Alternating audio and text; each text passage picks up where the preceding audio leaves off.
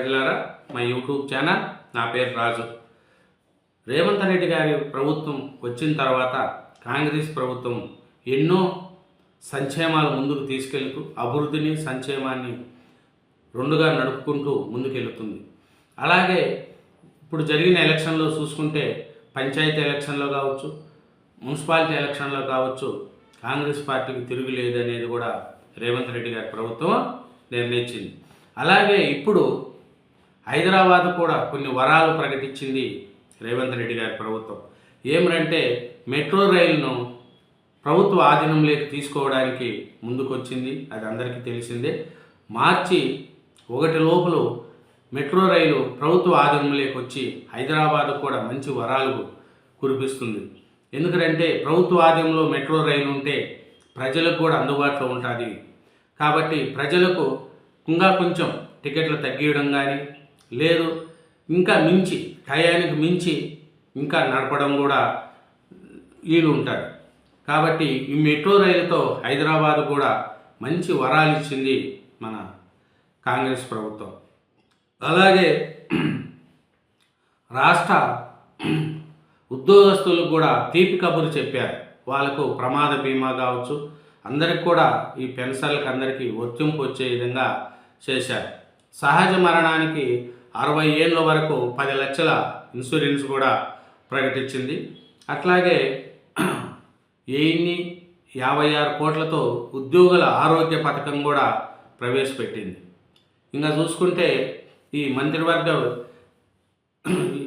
కొన్ని జరుగుతుంది.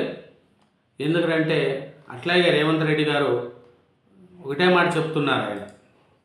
ఎందుకంటే ఈ మార్చి 1 లోపు ఎల్ఎన్టీ నుంచి మెట్రో రైలు స్వాధీనం చేసుకోవడం కూడా చేసుకుంటున్నారు. 22% తగ్గింపు ధరకు స్వాధీనం చేసుకోనున్న సర్కార్. దీన్ని చూస్తే హెచ్ఎండిఏ పరిధిలోకి కొత్తగా 4 గ్రామాలు, జిహెచ్ఎంసి పరిధిలో రోడ్ల నిర్వహణకు 3,145 కోట్లు, మంజీరా నీటి సరఫరా పథకానికి 722 కోట్లు. అట్లాగా చూస్తే హైదరాబాదుకు చాలా వరాలు ప్రకటిస్తుంది కాంగ్రెస్ ప్రభుత్వం. అట్లే ఇందిరమ్మ ఇండ్లకు కానీ ఏదైనా కానీ ఒక పేదలకు అందరికీ కూడా ఇందిరమ్మ ఇల్లు ఇవ్వడానికి కూడా కాంగ్రెస్ ప్రభుత్వం ముందుకు వస్తుంది. మార్చి 16 నుంచి అసెంబ్లీ సమావేశాలు నడుస్తుంటాయి. 20న బడ్జెట్ పెడతారనేది కూడా చేస్తుంది. ఎందుకంటే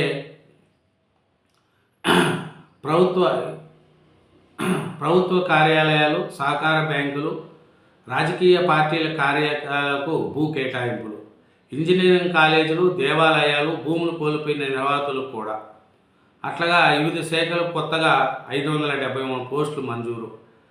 ఇది మన కాంగ్రెస్ ప్రభుత్వము హైదరాబాదుకు కొన్ని మెరుగైన ఫలితాలు అందించడానికి మార్చి 1 లోపు ఎల్ఎన్టీ నుంచి మెట్రో రైలు కూడా స్వాధీనం చేసుకుంటున్నారు.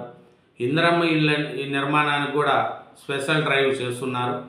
మార్చి 16 నుంచి అసెంబ్లీ, 20న బడ్జెట్ ప్రవేశపెడతారని కేబినెట్ నిర్ణయాలు మీడియాకి వెల్లడించారు పొంగిలేటి శ్రీనివాసరెడ్డి గారు.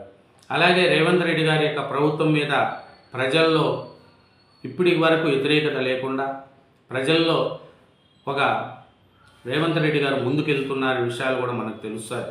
కాబట్టి హైదరాబాద్కు తగిన వరాలిస్తూ హైదరాబాద్ను కూడా డెవలప్మెంట్ చేసే విధంగా కాంగ్రెస్ ప్రభుత్వం ముందుకెళ్తుంది. ఏమిటంటే ఈ బడ్జెట్ సమావేశాలు మార్చి 16 నుంచి నిర్వహించాలని ప్రభుత్వం నిర్ణయించింది. అదే ఈ నెల 20న 2026-27 ఆర్థిక సంవత్సరానికి గాను బడ్జెట్ను అసెంబ్లీలో ప్రవేశపెట్టినట్లు కూడా ఈ మేరకు పొంగులేటి శ్రీనివాసరెడ్డి గారు వెల్లడించారు. ఇంకా బడ్జెట్ సమావేశాల తర్వాతే జిల్లా పరిషత్ ఎన్నికలు కూడా జరగచ్చు అనేది కూడా తెలుస్తుంది. ఏప్రిల్ చివరిలో జరిగే ఛాన్స్ ఉన్నది. ఈ బీసీలకు 42% అంశాన్ని పార్లమెంట్లో లేవనెత్తుదామనేది కూడా కాంగ్రెస్ ప్రభుత్వం చూస్తుంది. ఇంకా ప్రభుత్వ ఉద్యోగులు, పింఛనదారులకు ప్రమాద బీమా, ప్రమాదంలో మరణిస్తే 1.2 కోట్లు, 60 ఏళ్ళ లోపు సహజ మరణం అయితే 10 లక్షల రూపాయలు. ఇట్లా అందరికి కూడా ఉద్యోగులకు తీపి కబురు చేస్తూ హైదరాబాద్ వాసులకు కూడా ఒక మెరుగైన పాలన అందించడానికి కాంగ్రెస్ గవర్నమెంట్ సీఎం రేవంత్ రెడ్డి గారు ముందుకు వచ్చారనేది తెలుస్తుంది. ఎందుకంటే రేవంత్ రెడ్డి గారు చేస్తున్న ఈ పాలన చూస్తే ఎవరైనా సరే ప్రజలు ఒకప్పుడు అన్నారు రేవంత్ రెడ్డి గారికి పాలన తెలియదు, మంత్రిగా పనిచేయలేదు ఏమీ, కానీ రేవంత్ రెడ్డి గారు ప్రజల కోసం, తెలంగాణ కోసం 10 ఏళ్ళు పరిపాలించిన బీఆర్ఎస్తో పోల్చుకుంటే ఇప్పుడు రేవంత్ రెడ్డి గారి పాలన చాలా మంచిగా ఉంది. ప్రజలకు అందుబాటులో ఉంటూ నిత్యం ప్రజలతో గడుపుతూ ముందుకెళ్తూ ఉంటారు రేవంత్ రెడ్డి గారు. ఎందుకంటే అదే కాంగ్రెస్ గవర్నమెంట్లో సీనియర్ మంత్రులు, కాంగ్రెస్ రక్తాన్ని ఉన్న మంత్రులు, వేరే పార్టీ వాళ్ళు లేరు. ఇందరూ కూడా కాంగ్రెస్లో ఉన్న సీనియర్ మంత్రులు, కాంగ్రెస్ను నమ్ముకొని ఉన్న మంత్రులు. అలాంటి మంత్రుల బృందం కావచ్చు, ఇప్పుడు రేవంత్ రెడ్డి గారు కావచ్చు, చాలామంది మంత్రులు, చాలా సీనియర్ మంత్రులు ఉన్నారు. అందరూ కూడా పరిపాలనకు ముందుకు చేస్తూ అభివృద్ధిని, సంక్షేమము అభివృద్ధి రెండు సమతూకంలో ముందుకు తీసుకెళ్తున్నారు రేవంత్ రెడ్డి గారు. అలాగే ఈ మెట్రో రైలు, హైదరాబాద్ కూడా కొన్ని వరాలు కురిపిస్తున్నారు కాంగ్రెస్ ప్రభుత్వం.